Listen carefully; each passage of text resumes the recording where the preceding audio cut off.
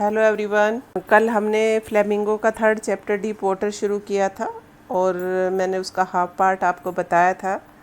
उम्मीद आप सबने देख लिया होगा और शायद समझ आ गया होगा। थोड़ा सा एक उसका क्विक रिवीजन अभी मैं आपको करवाती हूँ कि यहाँ पर हमारा जो मेन कैरेक्टर है दैट इज़ विलियम डगलस, और अपने लाइफ का एक वो एक्सपीरियंस आपके साथ शेयर करना चाह रहा है यहाँ पर कि कैसे उसे स्विमिंग के साथ अवर्शन हो गया बचपन में, जब कैलिफोर्निया बीच पर वो अपने फादर के साथ गया था। और जब उसने थोड़ा बड़े होकर स्विमिंग सीखने की कोशिश की YMCA पूल पर, तो वो पुराना डर कैसे उसको परेशान करता रहा, बट उस डर को उसने ओवरकम किया ही था स्विमिंग सीखकर कि उसके साथ एक दूसरा मिस एडवेंचर हो गया और कैसे एक ब्रूज़र ने उसको उठाकर पोंड में फेंक दिया था, पूल में फेंक दिया था। यहाँ पर दो वर्ड, एक होता है पूल, एक होता है पोंड। थोड़ा सा डिफरेंस है दोनों में। जो पूल होता है दैट इज़ मैन मेड, और जो पोंड होता है जो नेचुरली मेड होता है, जैसे गांव वगैरह में जिनको जोहड़ बोलते हैं, तो वो होता है पोंड। तो जब एक ब्रूज़र उसको पूल में फेंक देता है तो वो किस तरह से अपने आप को बचाने की कोशिश करता है और अपने दिमाग का पूरा यूज़ भी करता है। एक ये उसका पॉजिटिविटी दिखाई गई है, उसका एक ऑप्टिमिस्टिक पहलू यहाँ पे दिखाया गया है कि कैसे मुसीबत आने के बावजूद उसने अपने बुद्धि का कैसे कंट्रोल में रखा, कैसे अपने दिमाग का यूज़ किया और उसने एक स्ट्रेटजी बनाई। पर उसकी जो स्ट्रेटजी थी वो कामयाब नहीं हो रही थी। उसने सोचा था कि जैसे ही मैं बॉटम को टच करूँगा पूल की, तो मैं क्या करूँगा, एक बड़ा सा जंप लगाऊँगा और मैं हल्का फुल्का तो हूँ ही, सरफेस पे आ जाऊँगा और अपने आप को सेव कर लूँगा। पर ऐसा कुछ नहीं हुआ और वो 3-4 बार ऊपर नीचे होता रहा और अपने आप को वो सेव करने की उसने पूरी कोशिश की। Tried his level best, but उसके जो पैर थे वो बिल्कुल ऐसे अकड़ गए जैसे पैरालिसिस उनको हो गया था। पानी उसके अंदर जा रहा था मुंह से और जो उसके जो लंग्स थे वो ऐसा लग रहा था जैसे फट जाएंगे, ब्रस्ट हो जाएंगे। सर जो था उसका चकरा रहा था। सिर्फ एक चीज़ थी जिससे उसको एहसास हो रहा था कि वह स्टिल अलाइव, और वो था कि उसका जो दिल था वो अभी भी धड़क रहा था। 3-4 बार ऐसा ही चलता रहा और एवरी टाइम उसने अपनी स्ट्रेटजी को इम्प्लीमेंट करने की कोशिश की, पर वो कामयाब नहीं हुआ। और उसके बाद जब उसका जोर नहीं चला, जब वो अपने मकसद में कामयाब नहीं हो पाया, तो उसने अपने आप को पानी के हवाले कर दिया। जब उसने अपने आप को सरेंडर कर दिया पानी के, तो एक उसका जो दिमाग था वो बिल्कुल ब्लैंक हो गया और जैसे होशो हवास उसके चले गए। उसका सारा जो डर था वो ख़त्म हो गया और उसे बड़ी शांति का एक एहसास हुआ। ऐसा लग रहा था अब जैसे डरने की कोई बात ही नहीं है, और ऐसा लग रहा था जैसे उसको अब नींद आ रही थी, गहरी नींद आ रही थी और वो सोना चाहता था। अब वो ना कूदना चाहता था ना बाहर निकलना चाहता था, क्योंकि बहुत ज़्यादा थक चुका था। अब उसके अंदर हिम्मत भी नहीं बची थी और अब जैसे पानी उसको अपने साथ लेकर जा रहा था, वो उसको फॉलो करता हुआ वैसे ही पानी के साथ बह रहा था और उसको ऐसा लग रहा था जैसे वो आसमान में उड़ रहा था। और उसे एहसास हो रहा था कि जैसे किसी की नर्म नर्म हाथों ने गोद में उसको उठा रखा है, जैसे उसकी माँ उठाती है, बिल्कुल वैसा ही। और जब माँ की गोद की बात आती है, गोद को बोलते हैं लैप, LAP, और नैप होता है नींद की झपकी। तो जब लैप की बात आती है, मदर्स लैप, तो नैप आना नेचुरल है, ऑब्वियस है। तो उसको भी ऐसा ही लगा कि अब उसे सो जाना चाहिए। और ये सोचकर उसे पता ही नहीं चला कब वो बेहोश हो गया और उसको लगा कि उसकी ज़िंदगी अब ख़त्म हो गई है। जब उसको होश आया तो उसे याद है कि कैसे उसको पूल के साइड में किसी ने लेटा रखा था, औंधा करके, उल्टा करके लेटाया हुआ था और वो वोमिटिंग कर रहा था। वोमिटिंग क्या होता है? उल्टियाँ कर रहा था। जिस लड़के ने, जिस ब्रूज़र ने उसको उठाकर फेंका था, तो जब लोगों ने कहा कि ये सब क्या था, तो उसने कहा कि आई वॉज जस्ट जोकिंग, मैं तो सिर्फ मजाक कर रहा था। तो भीड़ में से जो लोग वहाँ इकट्ठे हो गए थे उसको बचाने के लिए, किसी ने कहा कि तुम्हारा तो मजाक हो गया और ये बच्चा तो मर जाता, बिल्कुल बड़ी मुश्किल से इसकी जान बची है, चलो जो भी हो। और फिर राइटर को, डगलस को सब लोग लॉकर रूम में ले गए। लॉकर रूम क्या होता है? जहाँ changing room you can say. अब कई घंटों के बाद जब वो थोड़ा ठीक ठाक हुआ, वो अपने घर गया। बहुत ज़्यादा अपने आप को वीक फील कर रहा था डगलस, शरीर उसका पूरा कांप रहा था और वो रो रहा था बार बार। जब वो बिस्तर पर लेटा तो उसका रोना बंद नहीं हो रहा था। रात भर, उस रात वो घर पे खाना भी नहीं खा पाया और कई दिनों तक जो ये पानी का जो डर था, डरावना वाला डर, वो उसके दिल में बैठ गया। जैसे ही वो आंखें बंद करता तो वो डर उसे बार बार सताता, तो ना तो वो खा पा रहा था ढंग से, ना वो सो पा रहा था, और अजीब सी उसकी हालत हो गई थी। थोड़ा सा भी वो चलने फिरने की कोशिश करता, कुछ काम करता, एक्सर्शन लेता, तो बहुत ज़्यादा वो परेशान हो जाता, थक जाता, और उसके हाथों पैरों में दर्द होना शुरू हो जाता, कभी पेट में दर्द होना शुरू हो जाता। तो ऐसी उसकी कंडीशन हो गई उस इंसिडेंट के बाद। और जहाँ तक YMCA पूल की बात थी, राइटर ने उसके बाद हिम्मत नहीं की वहाँ पर जाने की, और पानी के लिए राइटर के मन में एक फोबिया हो गया। फोबिया क्या होता है? फियर। एक वाटर फोबिया उसके माइंड में क्रिएट हो गया, और जहाँ पर भी पानी की बात होती, पानी की कोई चीज़ होती, वो वहाँ पर जाना अवॉइड करता। कई साल बीत गए, ऐसे ही वक्त बीतता गया, और एक बार उसे पता चला कि कोई झरने थे, कैस्केड्स वगैरह थे, वहाँ पर कुछ वाटर गेम्स वगैरह हो रहे थे। तो राइटर की इच्छा हुई कि वो भी जाकर उनमें पार्टिसिपेट करे। पर जब भी उसने ऐसी कोई भी कोशिश की पानी की तरफ जाने की, चाहे वो नाव चलाना था, चाहे नदी में तैरना था, या किसी लेक के अंदर जाना था, तो वही उसका जो हॉन्टिंग फियर था, वही जो ओल्ड फियर था, वो उसके ऊपर हावी हो जाता, और उसका जो भी वाटर से रिलेटेड जो भी एडवेंचर्स जो होती थी, वो सब रूइंड हो जाती, बर्बाद हो जाती। कई सालों तक ये एक तरह से मेरे शरीर के अंदर कमी आ गई थी, शारीरिक विकलांगता जिसको बोलते हैं, हैंडीकैप जिसको बोलते हैं, तो वो हो गया था मेरे साथ।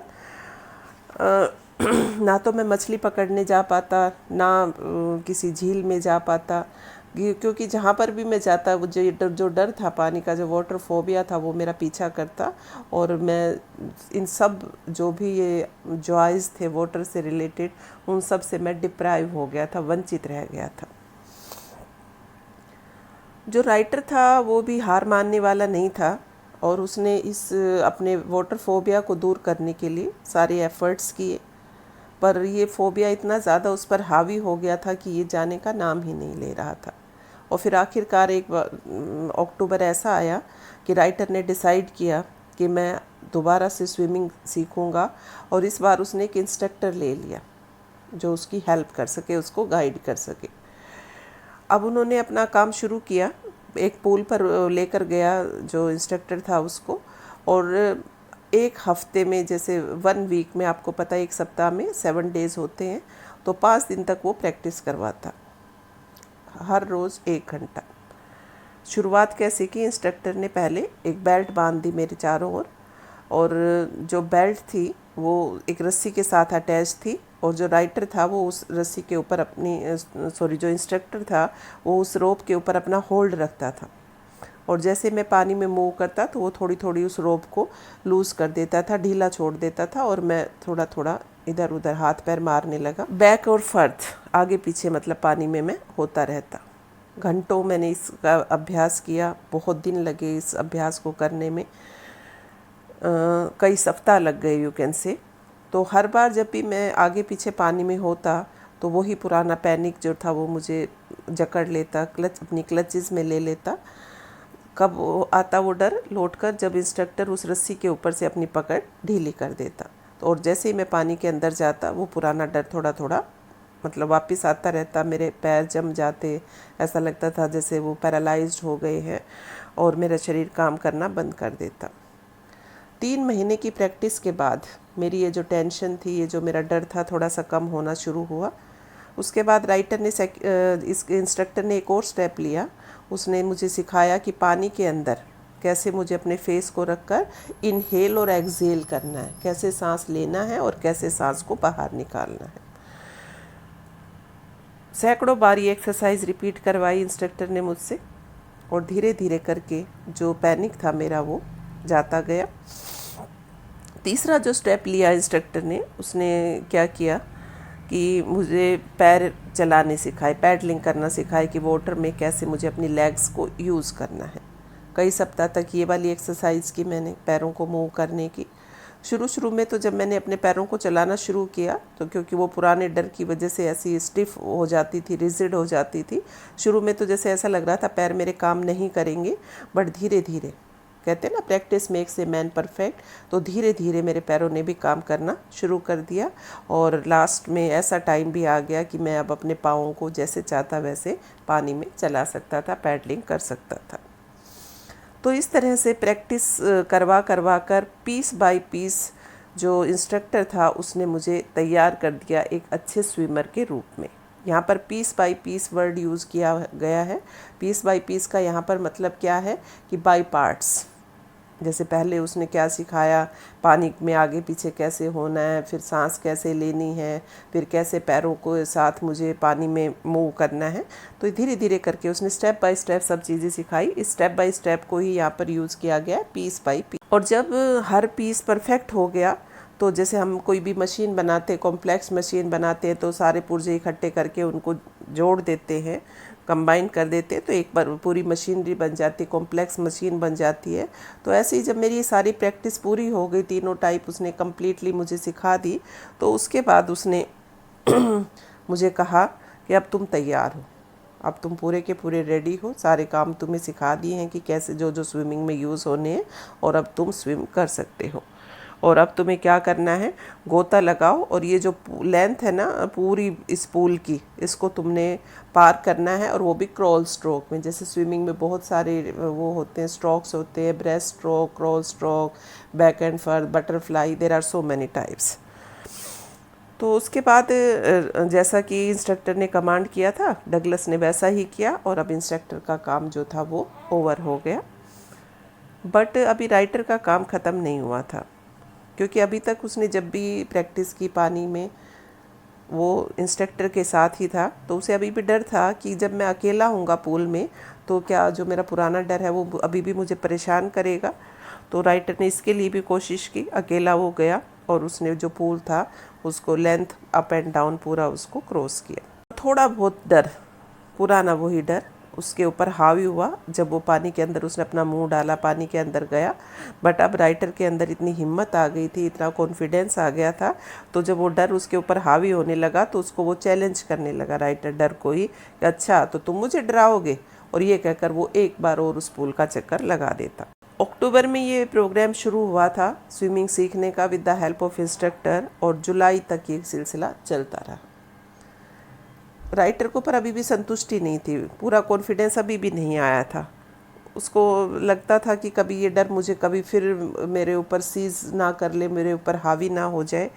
तो जहाँ पर भी वाटर एक्टिविटीज़ होती, चाहे वो कोई लेक होती, चाहे वो कोई आइलैंड होता, तो राइटर वहाँ पर पहुँच जाता और अपना स्विमिंग की प्रैक्टिस वहाँ पर करता। एक आध बार हल्का फुल्का जो डर था, उसके टिनी वेस्टिजेस, हल्के फुल्के उसके अवशेष आते, और फिर राइटर उसको चैलेंज करके और अपना जो स्विमिंग का प्रोसेस था उसको पूरा करता। फिर भी पता नहीं पूरे फुल्ली कॉन्फिडेंट वो नहीं हो पा रहा था, पूरी तरह से कॉन्फिडेंस डेवलप नहीं कर पा रहा था, हल्का फुल्का कहीं ना कहीं डाउट उसके माइंड में रहता ही था। तो एक बार उसको फिर अपॉर्चुनिटी मिली कि जो कोनार्ड मीडोज़ हैं, वहाँ पर कोनार्ड क्रेक ट्रेल के पास कोई मैडी ग्लेशियर है, और वहाँ पर वॉर्म लेक में कोई स्विमिंग कंपटीशन होना था।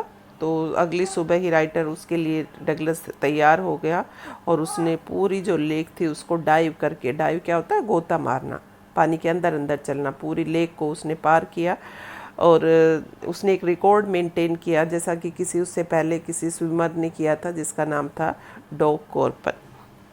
और राइटर ने जब उस लेक को पार कर लिया, उस चैलेंज को कंप्लीट कर लिया, तो वो इतना ज़्यादा खुश हुआ, इतना ज़्यादा खुश हुआ कि खुशी के मारे वो चिल्लाने लगा।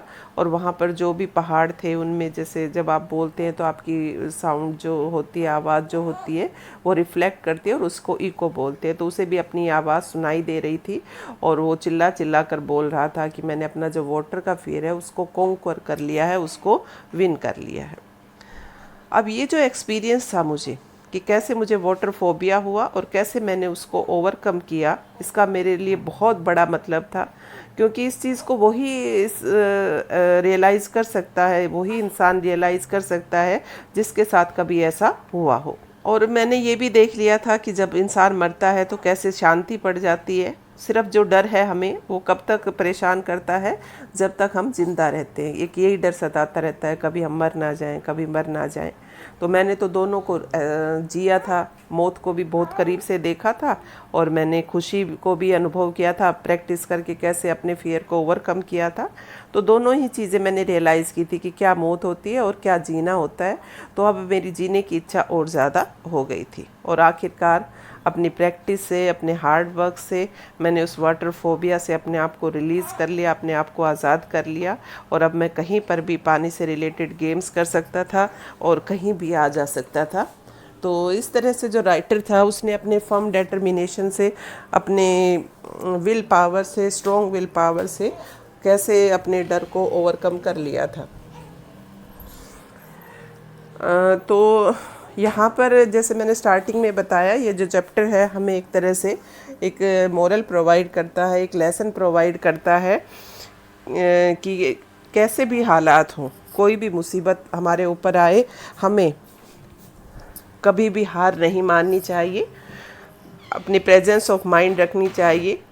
तो कोई भी मुसीबत ज़्यादा वक्त तक टिकती नहीं है, और कहते हैं कि God helps those who help themselves. अगर कोई परेशानी आ जाती है और अगर हम उसका डटकर मुकाबला करते हैं तो भगवान भी इस काम में हमारी सहायता करते हैं, जैसा कि आपने देखा। ये चैप्टर थोड़ा सा 11th क्लास में आपने एक चैप्टर पढ़ा होगा, we are not afraid to die if we can all be together. उससे थोड़ा मिलता जुलता है कि वहाँ पर भी यही था कि कैसे जो समुद्र यात्रा के लिए, सी वॉयज के लिए जो फैमिली गया था, कैसे उन्होंने अपने ऑप्टिमिज्म से, पूरे परिवार ने कैसे अपने आप को बचाया था। तो ये उससे भी कहीं ना कहीं रिलेट करता है। एनी हाउ, ये आपका था चैप्टर 3 जिसका नाम था डीप वाटर। तो इसमें विलियम डगलस ने अपनी कैसे स्टोरी बताई कि कैसे उसको वाटर फोबिया हुआ और कैसे उसने अपने सिंसियर एफर्ट से, प्रैक्टिस से, रेगुलर प्रैक्टिस से कैसे उसको ओवरकम किया। तो ये चीज़ें आप अपनी स्टडीज़ में भी लागू कर सकते हैं। जैसे कई बच्चों को किसी सब्जेक्ट से रिलेटेड कोई फोबिया हो जाता है और ये माइंड में वो कॉन्सेप्ट बना लेते हैं कि ये तो मुझे समझ ही नहीं आ रहा, समझ ही नहीं आ रहा। तो ऐसा नहीं होता है। अगर आप ठान लें कि मुझे ये पढ़ना है, मुझे ये समझना है, तो नथिंग कैन स्टॉप यू। थोड़ा सा अपना माइंडसेट हमें चेंज करने की ज़रूरत होती है, और अगर आप मेहनत करेंगे तो भगवान आपका साथ ज़रूर देंगे। तो इसी के साथ ये 3rd चैप्टर ओवर होता है, और इस चैप्टर को आप थोरोली देखिएगा, वीडियोस को दोनों को पढ़िएगा, समझिएगा। और इसके साथ ही अभी आपको एक्सरसाइजेज भी यहाँ पर दी जाएंगी, क्वेश्चंस आप कीजिएगा, जो नए वर्ड्स आए हैं उनको नोट डाउन कीजिएगा। तो I hope you would like this video, और बाकी नेक्स्ट चैप्टर की अपडेट के लिए चैनल को सब्सक्राइब करते रहिएगा। और अगर आपको कोई डाउट्स हैं तो आप अपने कमेंट बॉक्स में जाकर आप अपने डाउट्स के बारे में you can ask the questions. Thank you very much.